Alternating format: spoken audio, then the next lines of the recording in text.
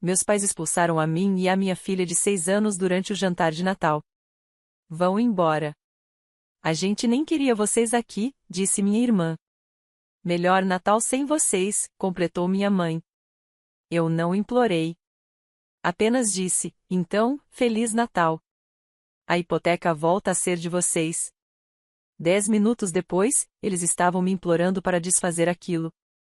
Mas, sendo sincera, eu nem queria ter ido.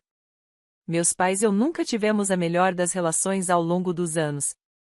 E, quando digo a não a melhor, quero dizer que mal nos falamos, a não ser para discutir. Mas neste ano, algo em mim quis tentar. Talvez fosse culpa, ou talvez apenas o cansaço de guardar ressentimento por tanto tempo. Ou talvez fosse por causa da minha filha. Ela tem 6 anos agora, idade suficiente para notar como outras crianças falam de grandes jantares em família, de correr pela casa da avó, de todo mundo se abraçando, rindo e cantando.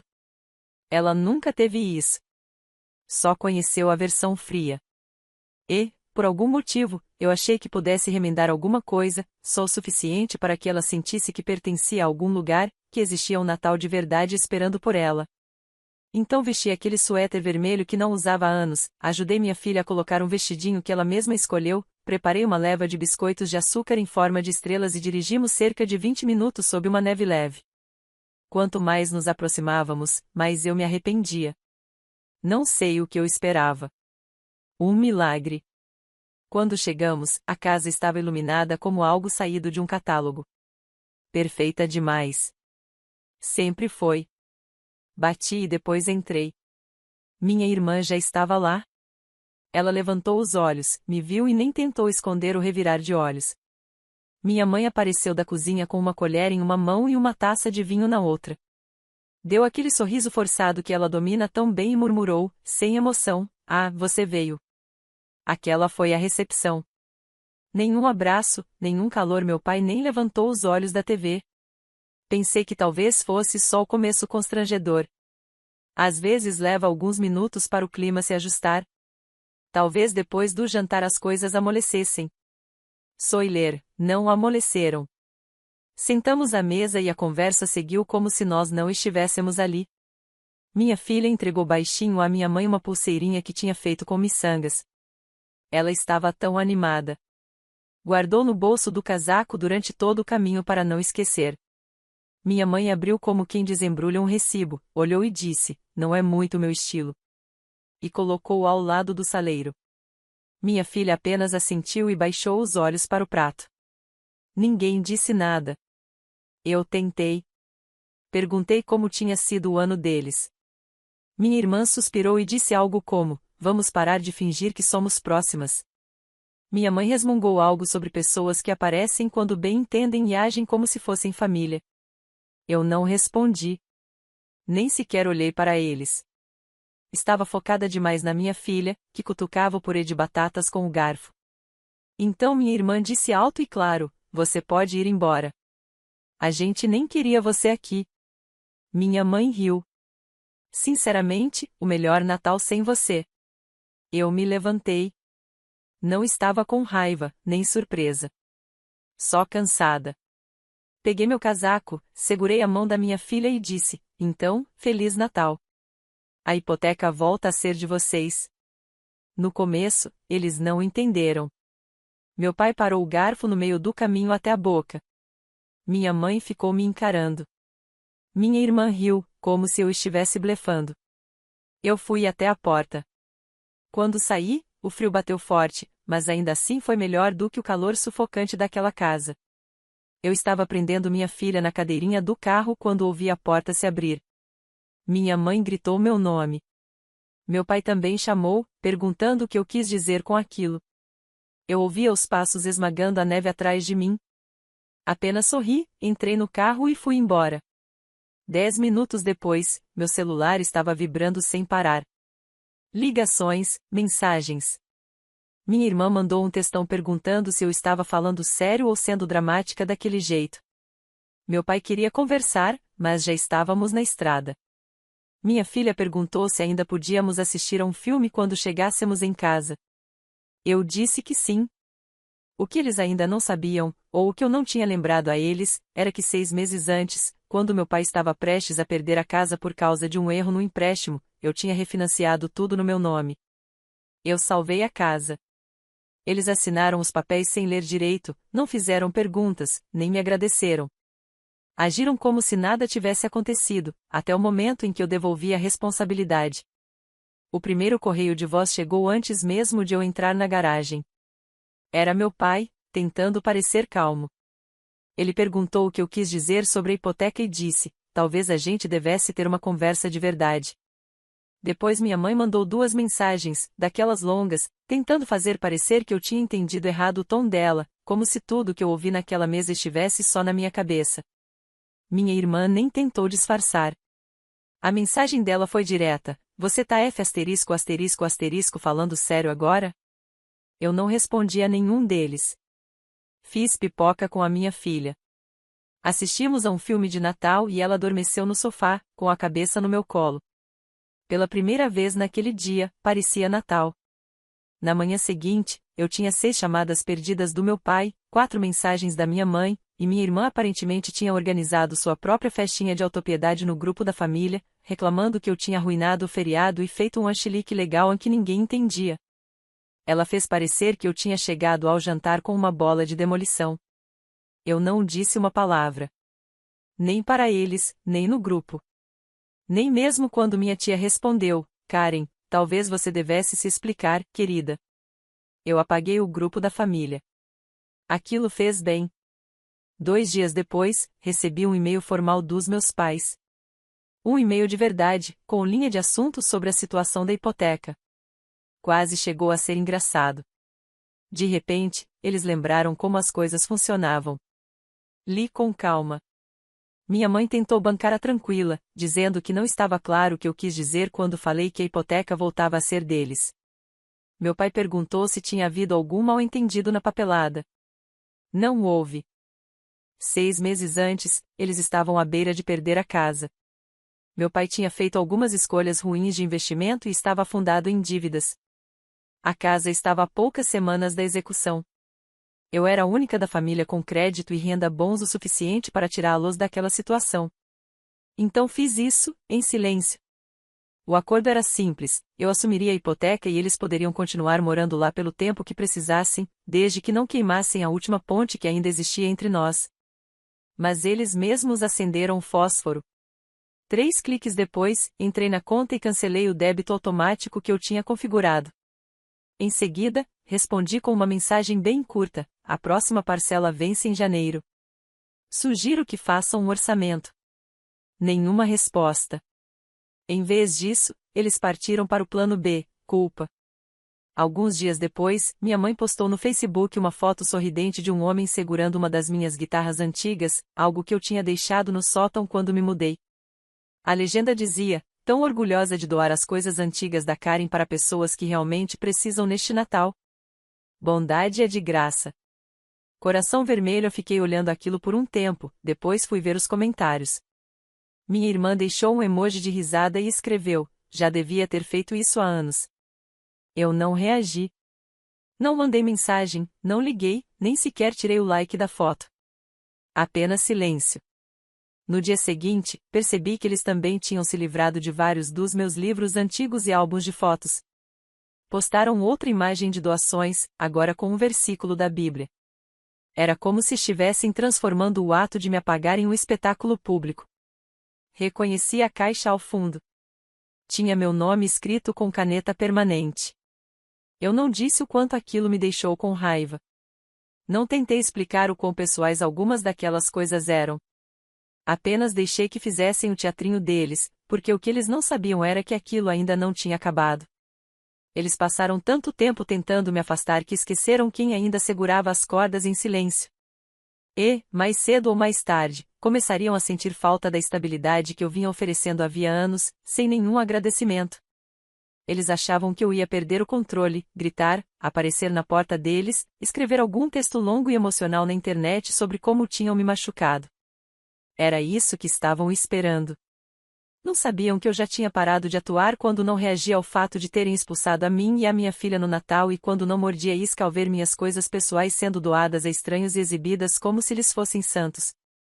Acho que isso os confundiu no começo, mas depois a confusão virou outra coisa, algo que eu conseguia sentir mesmo sem eles dizerem nada. No começo, eles ficaram com medo. Tentaram fingir que eu não importava. Sempre foi esse o plano B deles. Agir como se eu fosse o problema e acreditar que, se me ignorassem por tempo suficiente, eu acabaria voltando de joelhos. Mas desta vez, eu não voltei. Não falei. Não fiz nem o menor gesto na direção deles. O que eu fiz foi fechar, um por um, todos os registros financeiros que eu já tinha aberto para eles. Meu nome não estava só na hipoteca. Estava por trás de várias outras coisas, coisas pelas quais eles nunca agradeceram, mas das quais dependiam sem questionar. A conta de gás, por exemplo. 2 invernos atrás, minha mãe me disse que estavam tendo dificuldade para pagar, e eu me ofereci para cobrir até fevereiro. De alguma forma, isso se estendeu para o inverno seguinte. E para o outro também. Aquele apoio acabou. O seguro do carro também. Eu vinha pagando metade desde que meu pai perdeu um trabalho freelance e pediu ajuda temporária. Ele disse que seriam 2 meses. Isso foi há 14 meses. Acabou. Cancelei todos os débitos automáticos que eu mantinha discretamente nos bastidores e observei enquanto nada acontecia. Nenhum obrigada, nenhum pedido de desculpas. Só silêncio no começo. Depois vieram as postagens. Minha mãe publicou uma daquelas frases dramáticas sobre uma foto borrada de praia. Algo como: família nem sempre é sangue. É quem aparece. Ninguém curtiu. No dia seguinte, ela postou de novo: ser gentil não custa nada. Algumas pessoas nunca aprendem. Eu não respondi. Nem sequer visualizei. Minha irmã mudou de estratégia. Me mandou um print de um GoFundMe falso que ela tinha criado, uma brincadeira com o título: Salvem nossos pais da filha ingrata. Tinha uma foto do meu pai carrancudo ao lado de uma árvore de Natal. A meta era 5 milhões de dólares. Ele achou hilário, ela escreveu. Brincadeira. Eu apenas arquivei a mensagem sem abrir. E foi aí que as coisas começaram a rachar, porque eles não estavam só com raiva de mim. Estavam com raiva porque não estavam tendo espetáculo nenhum. Isso sempre foi o que manteve a órbita da nossa família disfuncional girando: conflito, trauma, a performance de estar certo. Mas eu não estava mais jogando. E isso os assustou mais do que qualquer discussão jamais assustaria. Na terceira semana de silêncio, eles pararam de fingir. Recebi um e-mail do meu pai com o assunto: questão sobre a hipoteca. A mensagem tinha uma única linha: precisamos falar sobre o pagamento de janeiro. Alguma coisa mudou? Mudou. Tudo mudou. Eu não respondi. Em vez disso, encaminhei os dados da conta e avisei ao banco para não enviar mais notificações para o meu endereço. Aquilo não era mais responsabilidade minha. Que eles lidassem com o peso que sempre acharam que estava abaixo deles. Minha irmã ficou ainda mais barulhenta. Soube por outras pessoas que ela começou a dizer que eu estava cortando toda a família sem motivo algum, convenientemente omitindo a parte em que eles expulsaram a própria filha e a neta durante o jantar de Natal. E então veio o cartão. Minha filha recebeu pelo correio um envelope rosa. Dentro havia um unicórnio de desenho animado e um cartão presente de 25 dólares para uma rede de lojas de brinquedos que tinha fechado havia 3 anos. O cartão não estava assinado. Nenhuma mensagem, só aquilo. Eu não comentei nada com a minha filha. Ela também não falou nada. Não perguntou por eles nem uma única vez, nem mesmo depois de termos saído da casa deles, no meio da neve. E isso, honestamente, dizia tudo. A culpa foi aumentando. Minha mãe postou outra foto, uma imagem minha ainda bebê no colo dela, com uma legenda sobre memórias que a gente guarda mesmo quando as pessoas mudam. Nenhuma curtida. Um único comentário de alguém que ela provavelmente conheceu no ensino médio, dizendo apenas: força aí. Ela estava se desmanchando, e os dois começavam a perceber que o silêncio de alguém que antes gritava é um aviso. Então eu continuei em silêncio, porque isso não era só sobre o que eles tinham feito comigo. Era sobre o que tinham tirado da minha filha. A paz, o acolhimento, a sensação de estar segura perto de pessoas que deveriam te amar sem condições. Eles não me expulsaram apenas a mim. Expulsaram ela também. E nem piscaram ao fazer isso. Mas estavam prestes a aprender como é ser deixado de fora. Eles sempre odiaram minha tia Denise e o tio Rob. Odiaram de verdade. Era, em grande parte, inveja. Denise tinha a vida que minha mãe sempre quis. Um bom casamento, uma casa bonita, filhos que ainda apareciam para visitar. Minha mãe dizia que eles eram falsos. Mas eu me lembro dela acompanhando cada postagem de viagem da Denise como um falcão. Foi aí que tive a ideia. Se meus pais queriam um espetáculo, eu daria um. Mas não do tipo ao qual estavam acostumados. Nada alto, nada raivoso, nada bagunçado. Um presente. Era só disso que precisava. Reservei o cruzeiro numa tarde qualquer de quinta-feira. Minha filha estava colorindo a mesa da cozinha, cantarolando algo desafinado, e eu no laptop, passando os olhos por promoções. Nem foi algo planejado. No começo, eu só estava curiosa. Até que vi a oferta, 2 semanas com tudo incluído, suíte com varanda, paradas em Aruba, Santa Lúcia, República Dominicana. E pensei na Denise. Minha mãe costumava chamá-la de plástica. Dizia que ela usava pérolas falsas e um sorriso falso. Que o marido provavelmente atraía e que os filhos só fingiam gostar dela por causa de herança. Enquanto isso, Denise foi a única que realmente apareceu quando eu tive minha filha. Levou sopa quando eu fiquei doente. Deu uma cadeirinha de carro quando a minha quebrou. Nunca fez alarde. Apenas ajudou. Então reservei tudo para ela e para o Rob.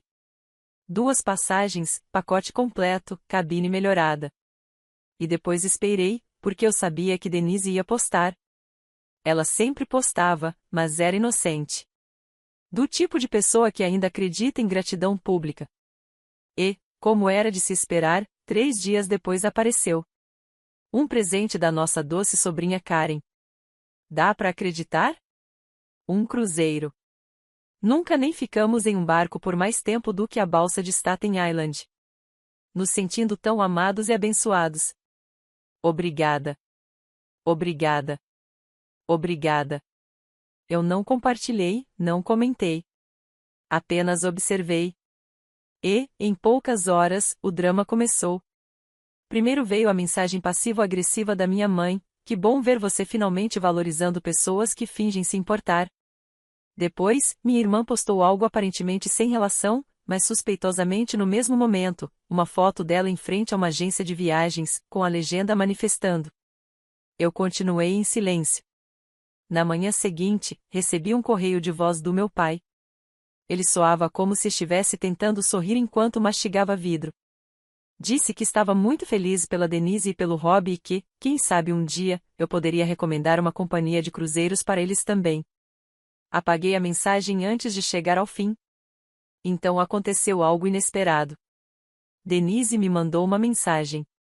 Não era um agradecimento, nem uma selfie empolgada fazendo malas. Ela enviou um print. Minha mãe tinha escrito para ela. Era curto. Dizia: interessante a sua escolha de aceitar isso. Mas acho que é fácil quando você não criou ela. Fiquei olhando aquilo por um bom tempo. Não por surpresa, mas pelo que veio depois. Denise respondeu. Escreveu: você também não criou ela. Só deu à luz. Quase deixei o celular cair. Aquela mulher tinha mais de 60 anos. Ainda usava ponto final em mensagens de texto. Eu nunca a tinha visto retrucar alguém na vida. E agora estava dando um golpe certeiro. Em seguida, Denise postou de novo, desta vez um vídeo. Era o Rob lendo o roteiro do cruzeiro, incrédulo. A legenda dizia: acho que ainda estamos em choque. Karen, você nos deu algo que nunca imaginamos viver. Você não tem ideia do que isso significa para nós. Minutos depois, minha mãe postou uma foto borrada da neve do lado de fora da janela da cozinha, com a legenda: alguns de nós não precisam de viagens chiques para se sentir gratos. Aquilo foi o limite. Ela me ligou.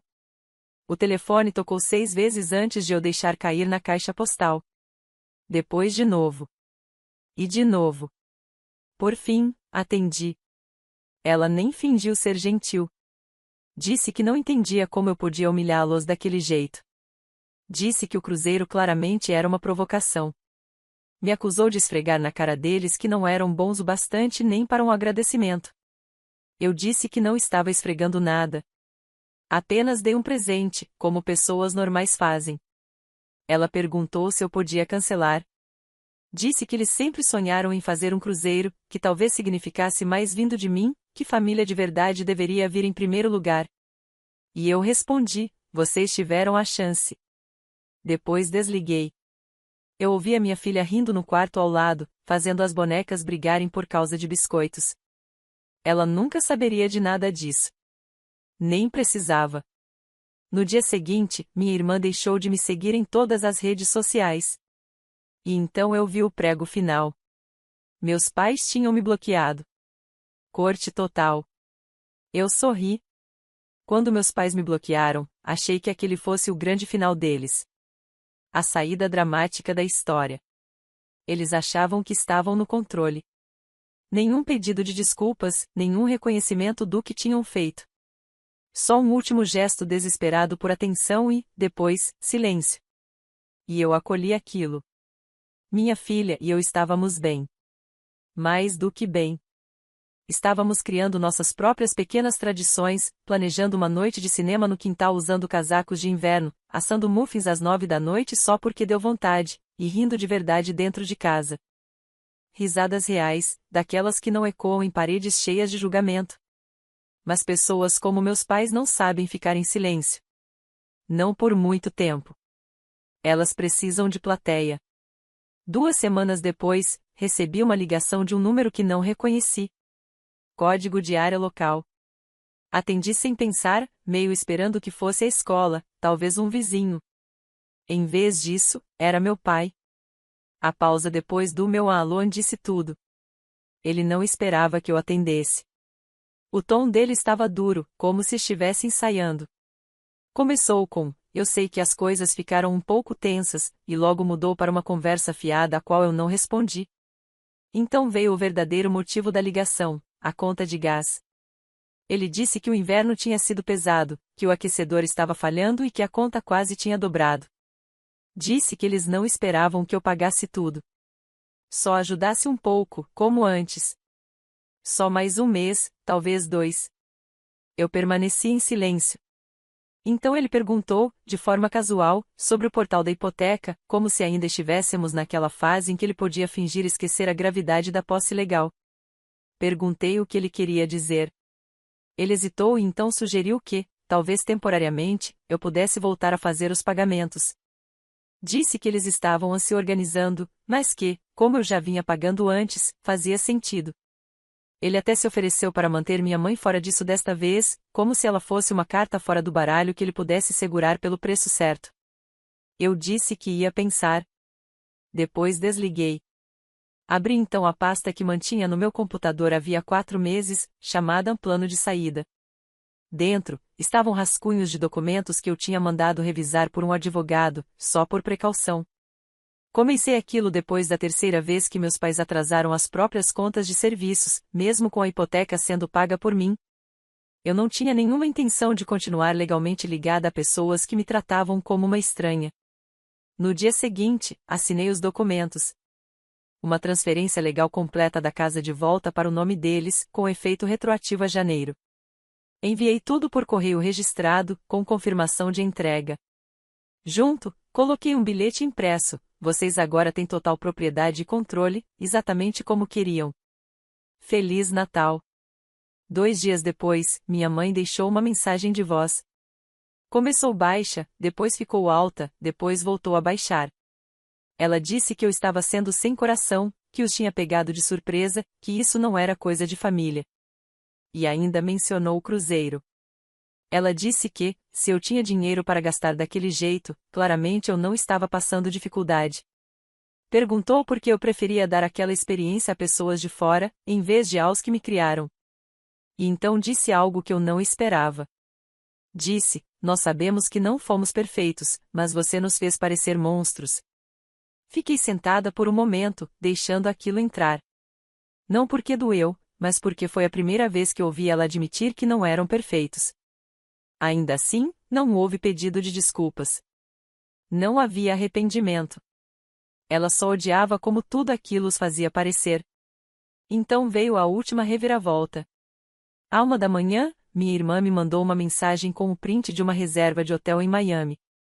Disse que tinha marcado uma viagem para se mimar. Em seguida, sem nenhum traço de ironia, perguntou se eu podia mandar o link daquele site de cruzeiros, porque ela e o novo namorado estavam pensando em ir para algum lugar tropical também. Eu não respondi. Ela mandou outra mensagem. Você provavelmente já percebeu que a Denise e o Rob não vão aproveitar esse cruzeiro do jeito que a gente aproveitaria. Eles não são exatamente o tipo de gente de cruzeiro. Foi ali que eu percebi que nenhum deles jamais entenderia. Nunca foi sobre dinheiro. Nem sequer sobre o cruzeiro. Era sobre ser escolhida, respeitada, algo que nunca me deram, mas sempre exigiram de mim.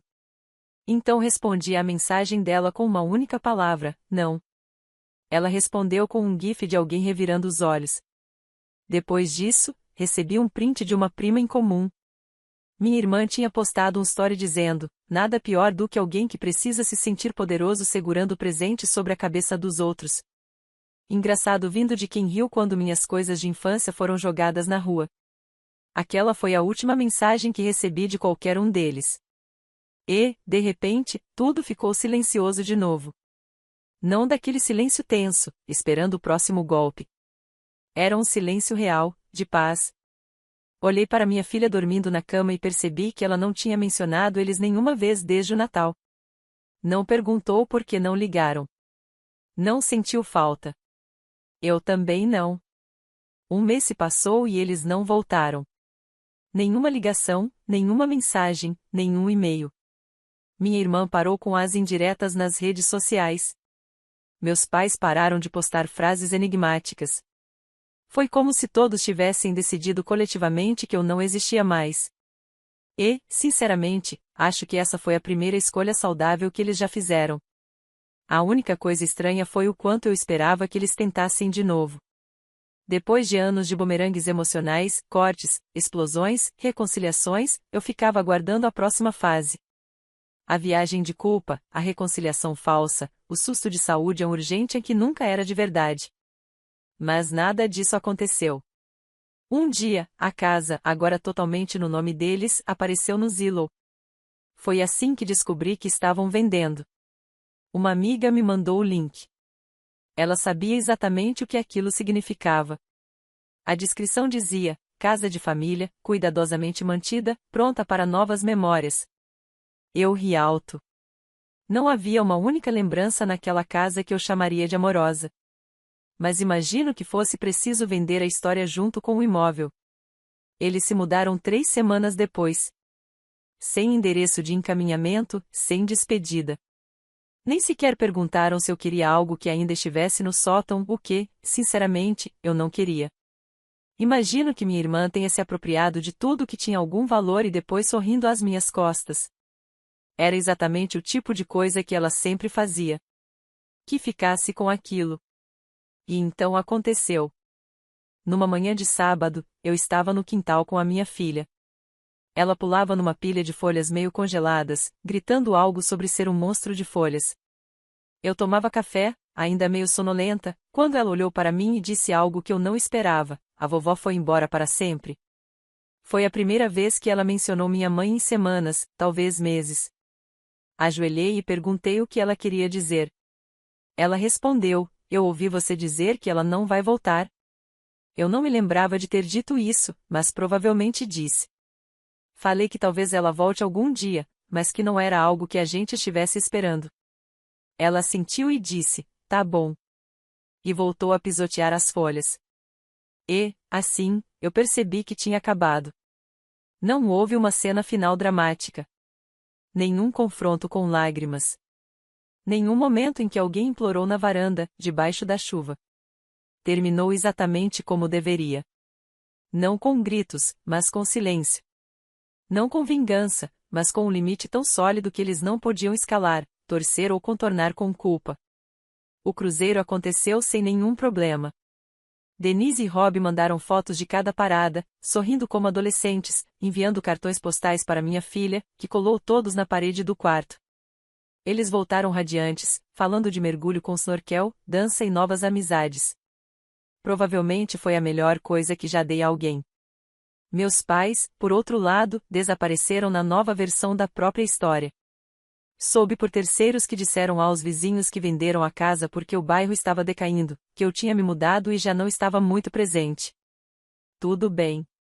Que fiquem com a versão deles. Eu conheço a minha e, mais importante, estou vivendo ela.